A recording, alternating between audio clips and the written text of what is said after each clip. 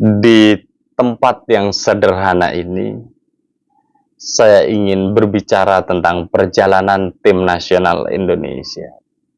Bisa jadi ini hiperbola, dan ini subjektivitas saya di dalam melihat perkembangan perjalanan Sintayong bersama tim nasional Indonesia. Saya membaginya menjadi 9 fase tim nasional Indonesia untuk bisa berada di puncak penampilan terbaiknya. 2020 perjalanan itu dimulai dan saya menyebutkan itu fase 1, di mana Sintayong dikontrak oleh PSSI, dan kita harus appreciate apa yang dilakukan Pak Iwan Bule. Waktu itu sebagian besar kalangan ingin mempertahankan Luis Mia, terus kemudian melalui perdebatan panjang, perenungan panjang, Pak Iwan Bule memilih Sintayong.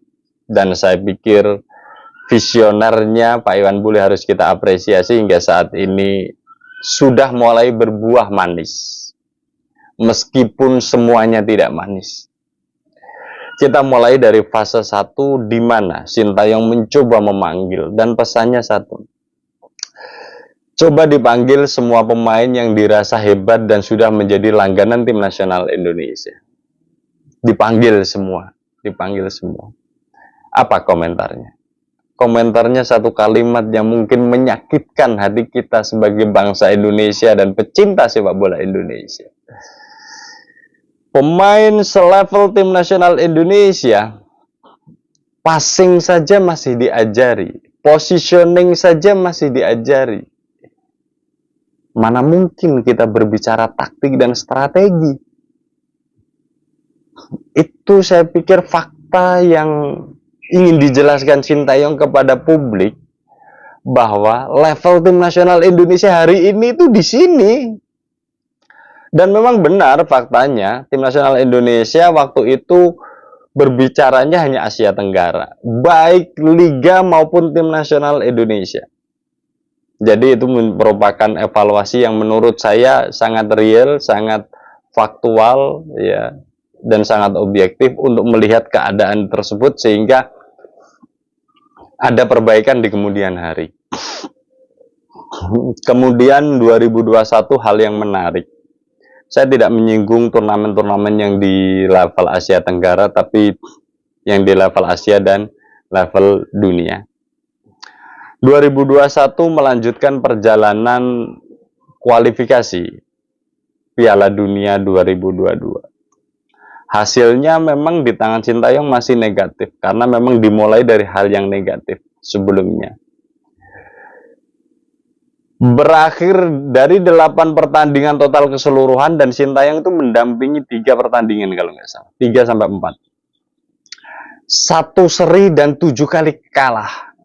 Dan tim nasional Indonesia terjerembab di dasar klasemen.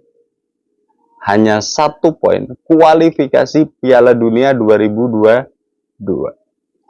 Jadi kalau hari ini tim nasional Indonesia berada di runner up dengan 7 poin kualifikasi Piala Dunia 2026, teman-teman yang bisa menilai apakah ini sebuah perbaikan, perkembangan, atau kemunduran.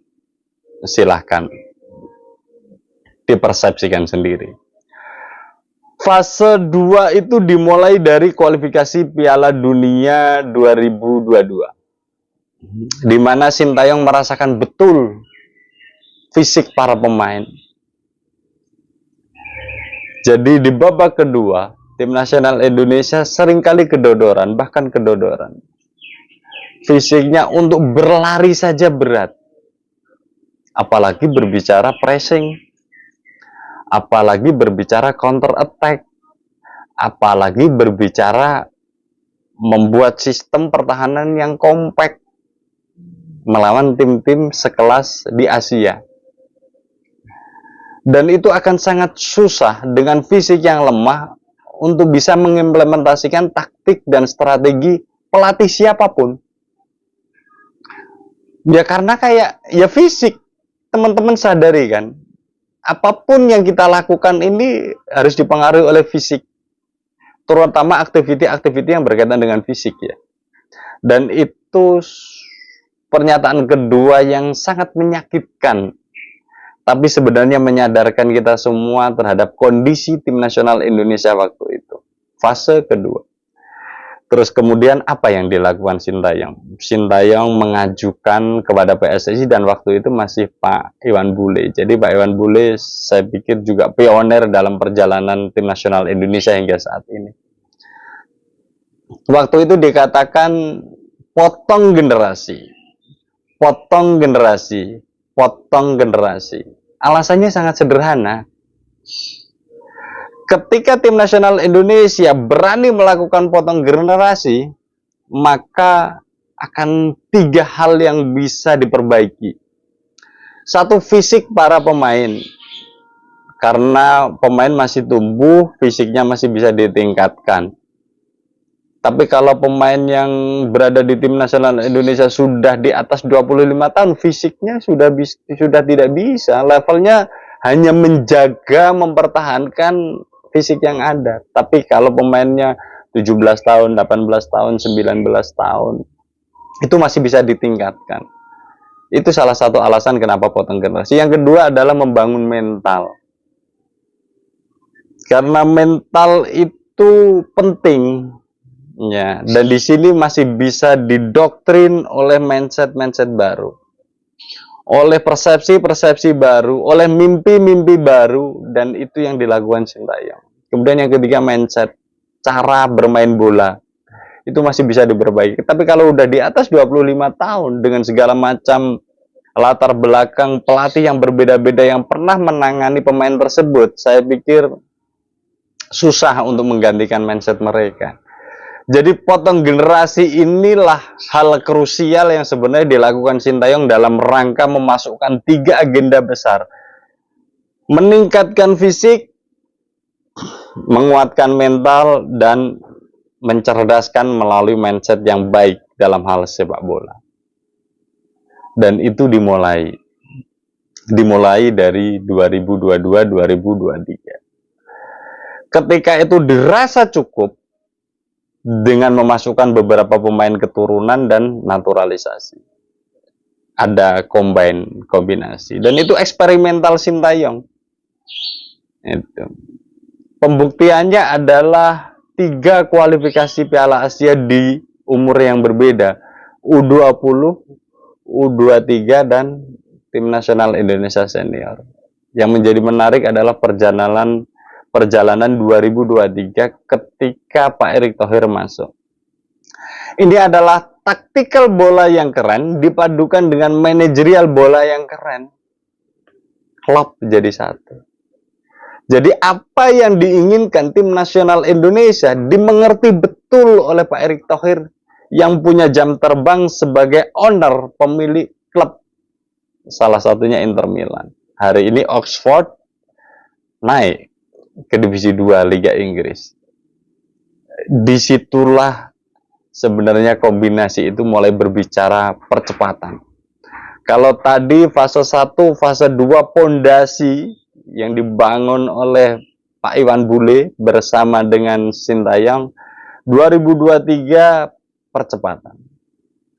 Dan kita tepuk tangan bersama-sama saat Tim nasional Indonesia bisa berbicara banyak di kualifikasi Piala Asia. Lolos kualifikasi Piala Asia U20, lolos kualifikasi Piala Asia U23, lolos kualifikasi Piala Asia Senior. Fase 3 mulai berbicara. Indonesia mulai kompetitif di level Asia, tapi masih batasnya kualifikasi. Belum putaran finalnya.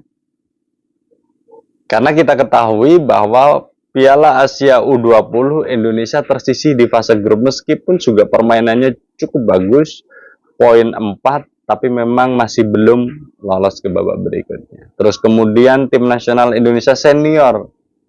Secara hasil yes sesuai target, berbau keberuntungan iya, tapi secara permainan dan mentality sudah mulai terbentuk. Itu yang menjadi highlight terpenting sebenarnya. Dan ingat, tim nasional Indonesia tercatat sebagai tim nasional termuda waktu itu di antara negara-negara lain. Jadi kita bisa merasakan betul perjalanan tim nasional Indonesia. Dan bahkan kalau kita ingat kualifikasi Piala Dunia 2026, tim nasional Indonesia itu dimulai dari minus, bukan dari nol. Dimulai dari putaran pertama melakukan babak playoff karena memang rankingnya jauh berada di bawah 150 dan sempat di angka 175. Saat ini 134. Jadi kalau ada orang yang menganggap Sintayong tidak bekerja, saya pikir tidak fair lah. Loyalitas Sintayong dari 2020 hingga saat ini, saya pikir tidak perlu dipertanyakan. Dan puncak loyalitas Sintayong apa? Mengakhiri, mempecundangi tren yang sudah dibangun lama oleh Korea Selatan U23, 9 kali lolos berturut-turut Olimpiade buyar di tangan Sintayong. Dan Korea Selatan itu bukan tim yang sembarangan. Meskipun ya kita tahu semuanya perjuangannya waktu melawan Korea Selatan udah habis-habisan, baik secara fisik, mental, energi dan sebagainya. Dan itu sudah habis di situ. Ya, akan tetapi melalui perjalanan panjang ini level kita akan naik. Sekali lagi secara mindset dan secara mental. Dan itu yang diperbaiki oleh Sintayong. Erick Thohir mendukung dengan sangat, dan sebagai seorang manajerial yang mumpuni, saya pikir tahu betul apa yang dibutuhkan tim nasional Indonesia. Memasuki fase ketiga, fase keempat dimulai. Tim nasional Indonesia lolos 16 besar sebagai sebuah prestasi yang harus kita apresiasi. Lolos semifinal dan selangkah lagi mau ke Olimpiade, tapi memang belum berhasil. Fase keempat. Sekarang hari ini saya menyebutkan Indonesia berada di fase 4 menuju ke 5 dalam perjalanan panjang nanti sampai fase ke-9. Dan kalau boleh saya katakan, agar trek ini tetap berjalan dengan baik, maka kesediaannya Pak Erick Thohir untuk bisa melangkah lagi di 2027 sebagai Ketua Umum PSSI. Karena untuk menjadikan peak performance di level 9 nanti, itu butuh perjalanan yang agak panjang. Salah satunya adalah membangun liga. Agar bisa berbicara banyak di level Asia sehingga kita punya segudang pemain produk dari Liga Indonesia. Dan yang pasti Sintayong juga harus dipertahankan dalam waktu panjang. Jadi saya membayangkan hal terburuk terjadi jika Pak Erick Thohir mengakhiri 2027 di saat memang tim nasional sedang menanjak. Terus kemudian Sintayong juga mengundurkan diri. Saya pikir sesuatu yang menurut saya sangat berat bagi saya sebagai pecinta sepak bola Indonesia. Mungkin juga bagi sebagian besar kalangan. Perjalanannya masih panjang tim nasional Indonesia ini. Perbedaan kualifikasi Piala Dunia 2022 sama kualifikasi Piala Dunia 2026 memperlihatkan mata kita bahwa tim nasional Indonesia di level senior sudah berkembang, sudah berbeda, terutama secara mindset dan mentality. Tapi apakah cukup sampai di sini? Tidak. Perjalanan masih naik. Dan jalur yang diambil adalah jalur quick win, jalur cepat. Untuk bisa mendongkrak mentalitas para pemain, para penonton, supporter, dan sebagian besar pecinta sepak bola Indonesia. Tapi ini nanti akan terjadi kombinasi berjalannya dengan waktu.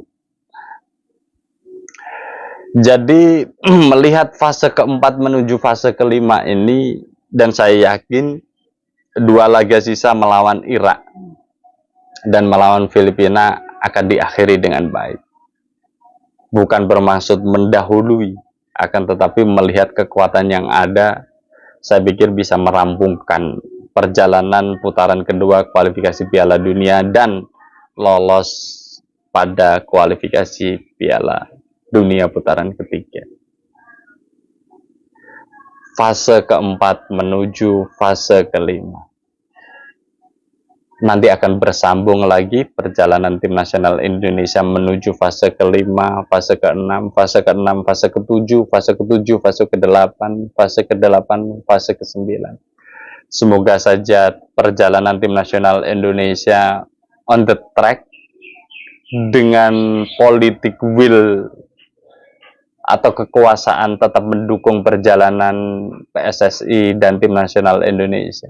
Dan saya pikir di akhir kalimat saya harus katakan bahwa mungkin salah satu pertimbangan Erick Thohir mendukung Prabowo itu berkat karena memang dia bertanggung jawab sepak bola Indonesia.